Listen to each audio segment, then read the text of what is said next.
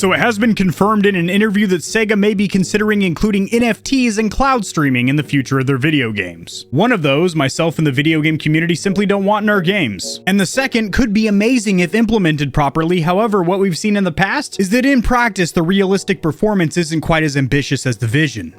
Let's get it.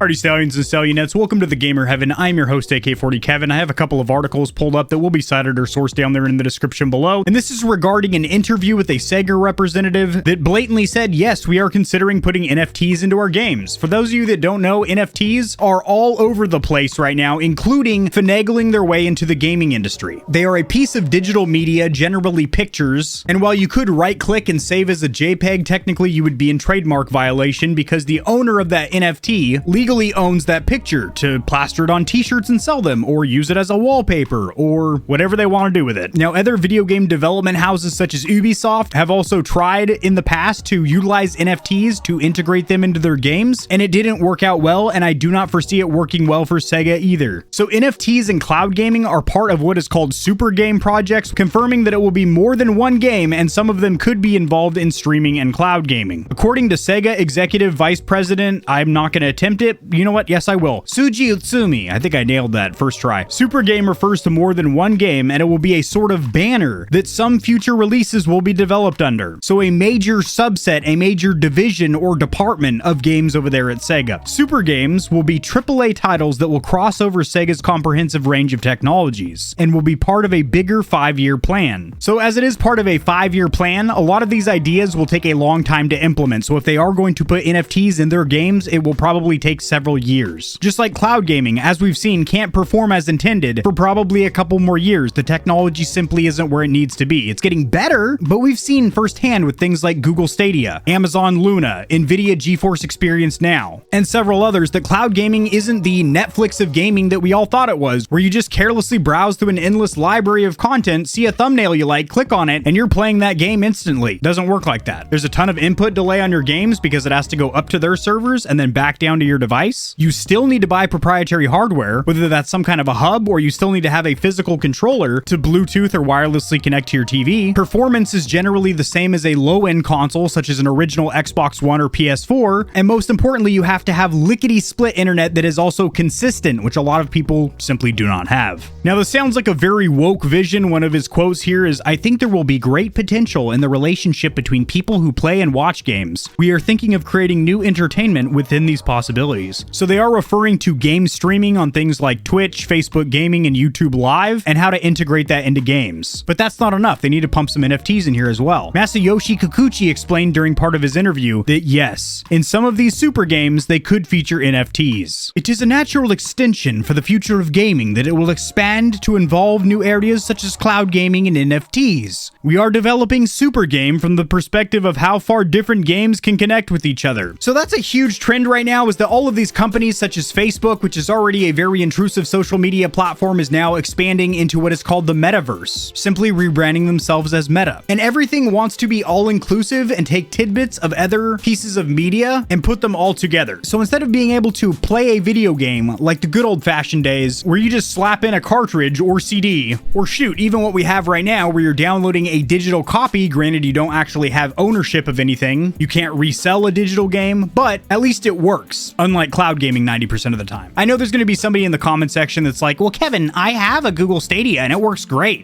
Yes, you probably have tremendously good internet. Me too, great.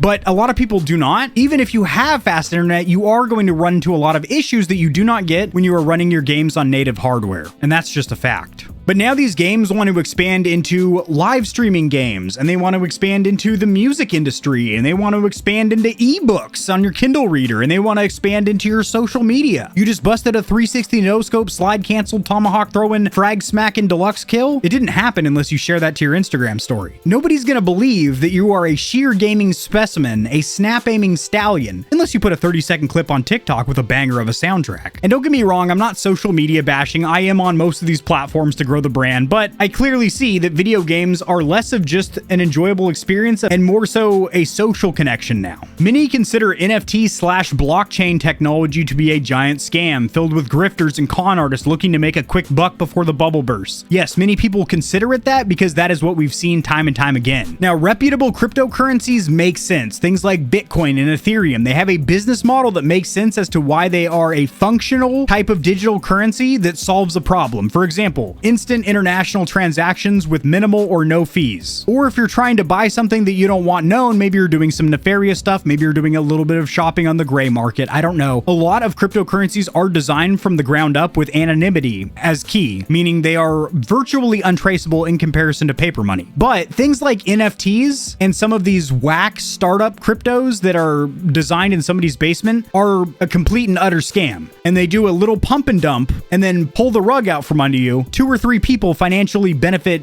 exponentially, and hundreds or thousands of people that got suckered into this con are left out of pocket. And the fact is, the NFTs that will be involved in these games are most likely reputable, but it doesn't matter because a lot of gamers have a very negative condensation?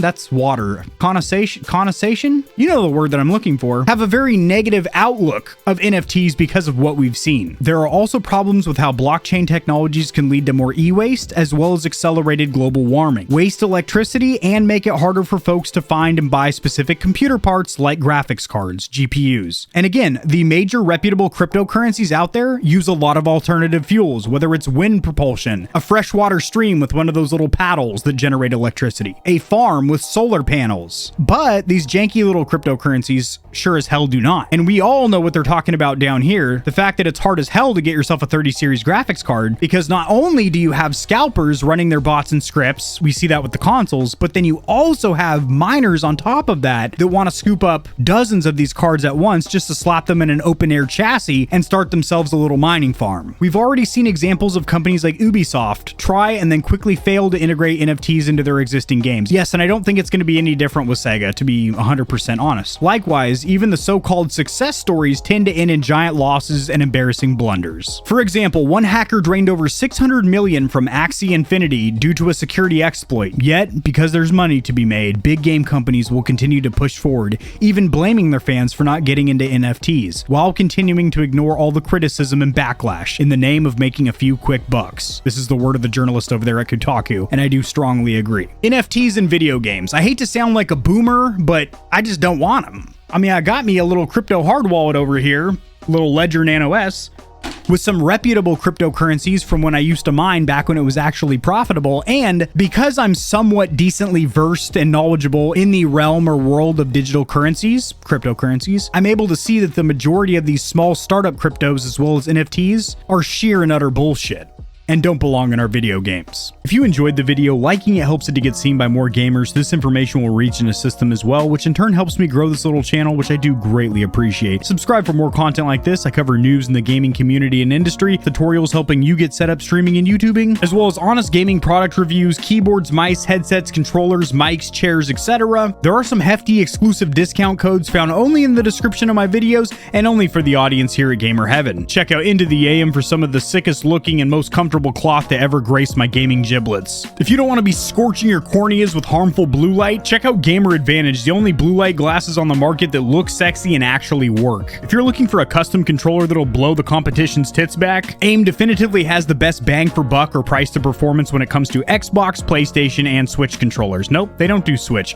but they do gaming mice. I said doo-doo. I have links to all my other platforms and socials in the description below. If you need a quick laugh or blast of gamer adrenaline, check my short form videos out at TikTok. To get in touch with myself and the Stallions and Stallionettes of Gamer Heaven, join the community Discord, and check me out at twitch.tv where I go live every other leap year on a blue moon if it falls into an odd calendar number, and my pH balance is on point. Just kidding, starting June I'm going to be live streaming a lot. Thanks for watching. This has been AK40 Kevin hosting Gamer Heaven, and I'll see you tomorrow because I upload daily, all the time, 60% of the time, sometimes, most of the time. Peace.